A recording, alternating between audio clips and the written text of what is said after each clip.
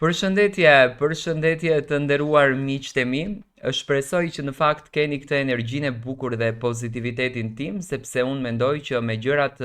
me energji pozitive, me dashuri drejt njëri tjetrit, ne mund të arrijmë të gëzojmë një sukses të jashtëzakonshëm. Do të flas tani në këtë minutash për një temë që në fakt ka hapur shumë plak, ka hapur shumë pyetje, ka krijuar një debat të madh virtual se çfarë po fshihet rreth raporteve që dikur ishin raporte të vllazëruara, raporte shumë të afërta, raporte shumë të dashura, raporte shumë të besueshme dhe sot janë raporte që nëpërmjet intervistave dalin detaje dhe dalin pikpyetje që publiku i ka patur ndër vite. Do me thënë, për shembull, Arbana Osmanit ju deshën 3 vite që nga përfundimi i Big Brotherit të saj, që Arbana Osmani nëpërmjet intervistës së saj të tregon detaje se si Arbana e ka mbyllur kapitullin me televizionin Top Channel. Një pyetje që në fakt është bërë që në momentin kur Arbana Osmani hoqi dorë nga platformat që ishin Big Brother e fenomeneve të këtilla, që Arbana në fakt ka sjellur emisione gjigande. Ju e dini shumë bukur se në edicionin e fundit të Mirëmbrëma Yje, Arbana Osmani ka patur të ftuar ish drejtorin e televizionit Top Channel dhe njëherën një personazh shumë i komentuar tek publiku shqiptar, zotri Ben Blushi. Zoti Blushi në intervistën që bëri me Arbanën u mundua që të jetë i drejt për drejt, duke e quajtur Arbanën në një pikë edhe frikacake që ta flet të vërtetën. Do me thënë, sipas zotit Blushi, Arbana ka qenë pjesë e Big Brotherit edhe ka qenë pjesë e asaj platforme, sepse iniciativa për të bërë kjo platformë dhe për të marrur kjo platformë gjithë këtë popularitet, apo thjesht thënë në gjuhën popullore, për të pasuruar zonjën Vjollca, Lorin edhe Sarën, kështu le ta themi, ka qenë iniciativa Ben Blushi, sepse ne e dim se nga Big Brotheri, do me thënë shumat që fitohen deri në 4 milion, 5 milion, 6 milion euro janë shuma maramëndëse që normalisht do me thënë këto shuma pa marrë parasysh që shkojnë në investime gjigande, që shkojnë në investimet banorëve sepse ato krijojnë dhe fenomene të cilët i rrisin, i sjellin te publiku, por do me thënë pasurohen edhe vetës, sepse nuk e lejnë veten pa gjë. Se në fund të ditës aty bëhet një luftë për lek. Tani, sipas Ben Blushit, Arbana Osmani ka qenë moderatore në atë format derisa Beni ka qenë personazhi i cili ka luftuar që Big Brotheri të jetë me Arbanën më i suksesshëm. Do me thënë që ndarjet mes zotit Ben Blushi dhe Ledion Liço, por njëkohësisht edhe Arbana Osmanit, nuk kanë qenë aq paqësore, sa Arbana Osmani shprehte në për intervista dhe thonte për shembull që unë kam patur një eksperiencë të bukur në Top Channel, ne jemi ndarë shumë bukur,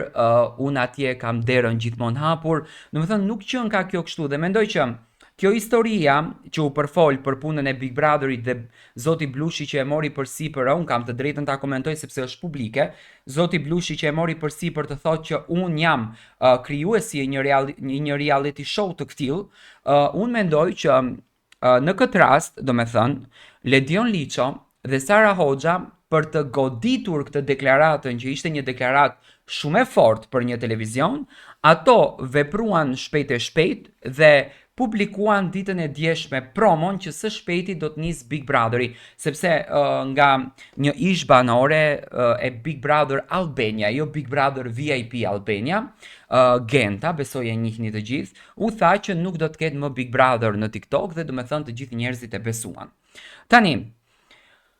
çfarë ka ndodhur realisht? Pyetja ime është kjo. Çfarë ka ndodhur mes Sarës, Ledionit, Lorit, Ben Blushit, që ka qenë në një rol shumë të rëndësishëm, domethënë Dritan Hoxha ja ka besuar komplet atë biznesin zotit Ben Blushi, domethënë zonja Vjollca ja ka besuar komplet zotit Blushi. dhe Arbana Osmanit. Çfarë ndodhi në këtë peshë, do ta quaja unë, që kjo peshë u kris kaq shumë, do me thënë u përqa kaq shumë, sa që po t'i shohim gjërat me detaje dhe t'i analizojmë gjërat në detaje, do të shohim që Ledion Liço godet Arbanën në momentin kur starton për shembull emisionin me thënie. Në anën tjetër kemi Arbana Osmanin që në një farë forme godet, por nuk e bën të dukshme goditjen e saj drejt këtij televizionit, dhe kemi ca thënie që Ledion Liço i poston në storin e tij dhe i quan mos mirënjohës, jo falenderues, të cilat janë shumica e thënieve në gjuhën italiane që me patjetër sot kemi të gjitha mundësitë për t'i përkthyer dhe për t'i kuptuar se në fakt çfarë thuhet. Do me thënë, këtu ka një urrejtje, unë e shoh si tip urrejtje këtë, apo si një tip hatërmbetje, apo si një gjë e quajtur përdorim nga ana e Arbanës, nga ana e Ben Blushit, nga ana e Flor Binaj, sepse edhe Flor Binaj për shembull në emisionin e Arbanës tha që më vjen keq kur e shoh Portokallin se në çfarë niveli aktorësh, le ta themi kështu, ka rënë. Dhe unë këtu shikoj, domethënë, një lloj doze të madhe të inatit që realisht ndoshta Arbana tani ka vendosur që në jetën e saj të flet diçka se çfarë ka ndodhur në Big Brother. Për të marrur përsipër dhe për ta thënë fjalën që unë jam njeriu që kam mbajtur gjallë apo e kam rritur Big Brotherin, domethënë siç e tha zoti Blushi, i bie që domethënë është një deklaratë shumë e fortë dhe mendoj që hapën në shumë dek thashë themesh tek publiku. A mendoni ju që Arbana dhe në këtë rast dhe Ben Blushi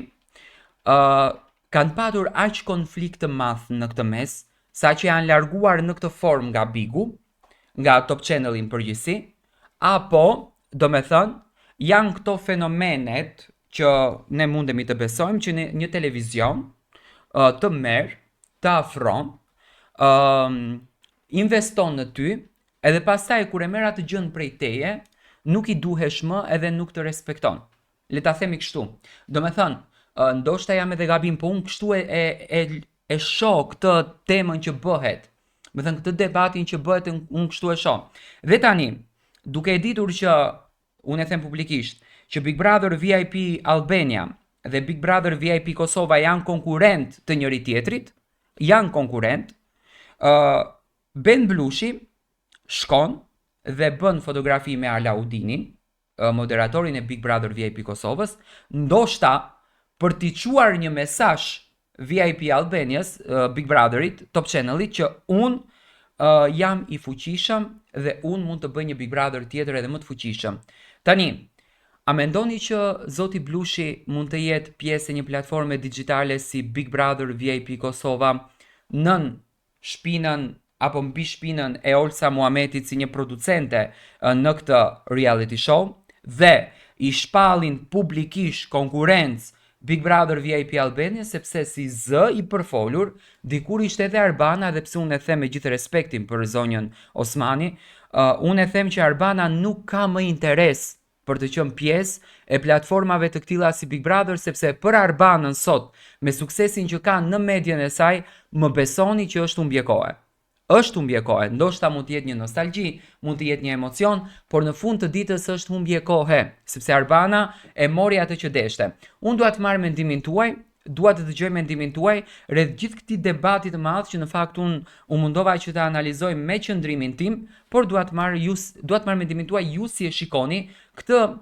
tashmë goditje virtuale që në fakt shkon në personale, në disa personazhe.